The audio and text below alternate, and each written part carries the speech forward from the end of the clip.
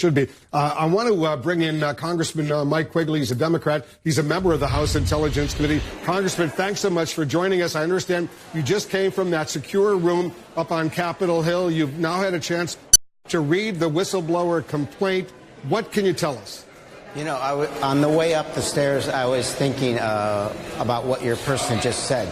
What the president said during the campaign is he could shoot somebody on the street and his base would stay with him.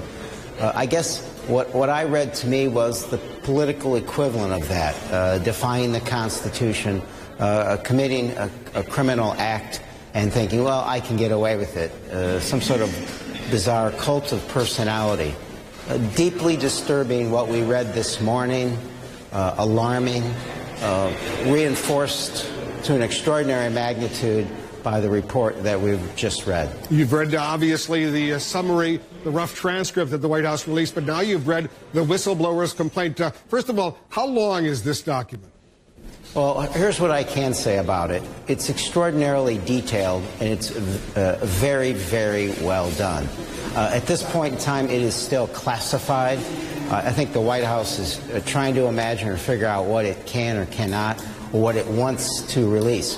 We would argue that it's not their call, that this was something meant to be sent to us in the first place, but we're living in real time right now. I mean, I think those actions, those decisions are being made right now. I know you can't release sensitive classified information, but does the whistleblower complaint echo what we've seen from this rough log of the phone conversation that the president had with President Zelensky of Ukraine? I can't detail that it involves any call. I can't detail what it involves, period. I will tell people that it is deeply disturbing. It reinforces the concerns that what we've previously learned, and I think it is a blueprint for what we still need to know. It lays out exactly what Congress needs to investigate. I think it reinforces two things: the courage of this whistleblower, and the fact that if a whistleblower is blocked in the manner in which DOJ and the acting DNI did, two bad things happen. Things leak, which we have unfortunately seen, and that's not good, or wrongdoing goes unpunished. You know, I heard my Republican colleagues on the floor say today, what are you complaining about? You got the transcript, you're getting the report, they're going to testify, we're going to have the complaint. The only reason we know about this at all is because a complaining witness had the courage to come forward. And you've heard what the president has said about the whistleblower, the intelligence official who issued this complaint, and what his supporters are saying as well, that he's just some sort of pro-democratic political hack. I want you to respond to that. I think if the American people will be patient and let all this information come out in its totality, they will understand the truth of this and why it's important. I think when you ask that question, I'm reminded that in the real world that we're living in now, as polarized as this country is, the new maxim ought to be, I'll see it when I believe it. People are going to believe what they want. I can only hope that at least the middle ground of America, the ones that decide to split the difference, will look at this in its totality and appreciate that the president has continued to commit high crimes and misdemeanors. It did begin with the Mueller investigation. There's so much more to be investigated. But this actions that we read about this morning took place literally right after the Mueller testimony, the Mueller report.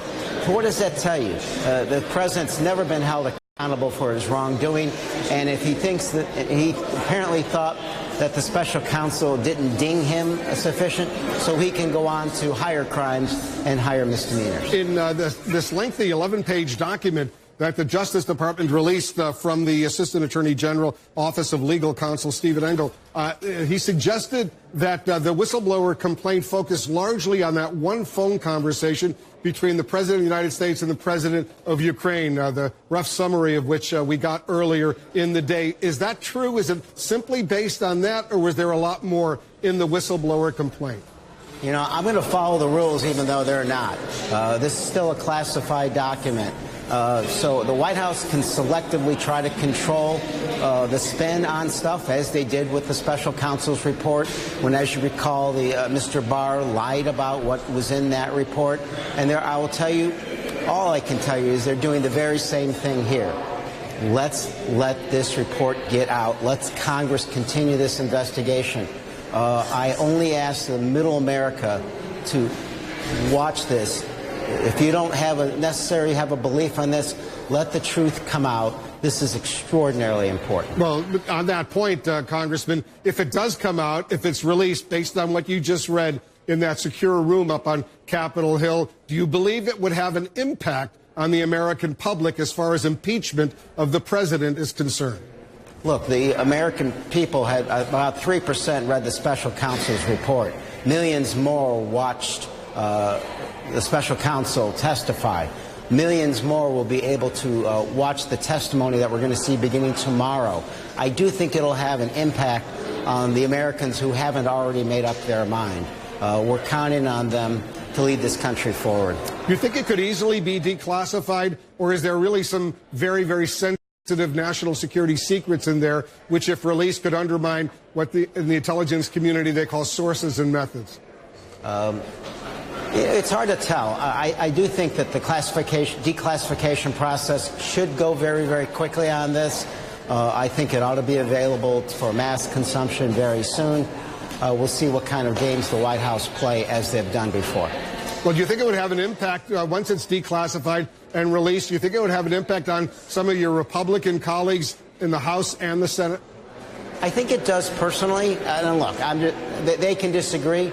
But I think privately they have to ask themselves, what kind of president are we dealing with? I think they represent America to an extent, and that is there are those that will go along with the president no matter what he says or does. But I do think that there's a group of Republicans that find the president, look at what Speaker Ryan said after he left. The profiles encourage our absence.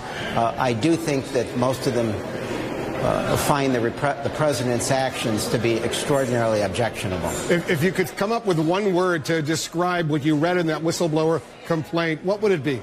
Disturbing. Disturbing is an important word. When you had a chance to read that rough transcript of the president's conversation in July with President Zelensky, what stood out to you from that conversation? Well, first, I didn't necessarily trust it in its entirety because the president seems to be able to change the truth. As he did with a hurricane.